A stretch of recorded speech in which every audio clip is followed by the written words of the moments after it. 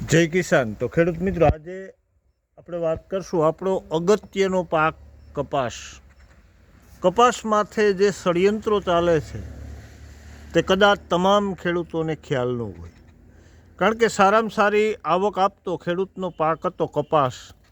તે ષડયંત્રો કર્યા કે જે કર્યું એ ખેડૂતો પાસેથી અત્યારે છીનવી લીધો છે.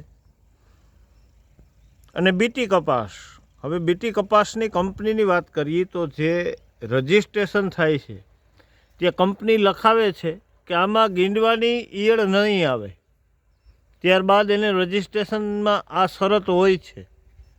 અને સંપૂર્ણ જે કપાસ છે તેમાં ગીંડવાની ઈયળ આવી જાય છે. તો કેમ આ કંપનીમાંથી કોઈ કડક પગલાં લેવામાં નથી આવતા? જેની જવાબદારી છે તે મિત્રો કેમ કોઈ પગલાં નથી ભરતા? આ ખાસ એક પ્રશ્ન છે ખેડૂત મિત્રો. અને આપણો અગત્યનો પાક કપાસ, કે પાકની ફેરબદલીનો ઉત્તમ વિકલ્પ, કે ખેડૂત પાસે એક વિકલ્પ મળે કે આ વર્ષે મેં કપાસ વાવ્યો તો આ વર્ષે હું બીજો પાક વાવું તો પાકની ફેરબદલીથી સારામાં સારા રિઝલ્ટ ખેડૂતને મળે છે. ખેડૂતને ખ્યાલ છે ને શું કરવાનું છે.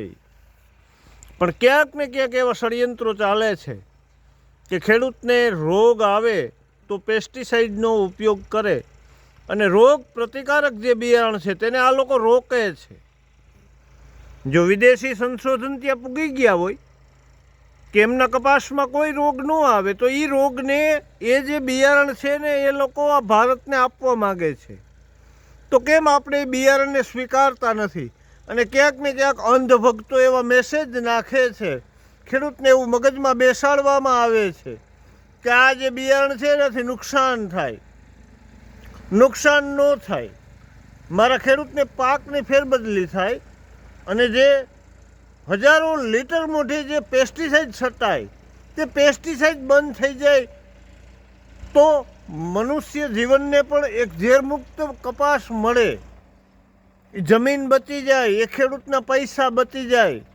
તો આ લોકો કોઈ પણ બિયારણ હોય તે બિયારણ રોગ પ્રતિકારક શક્તિ ધરાવતું હોય તો તેને ઝેરી સાબિત કરી દે છે.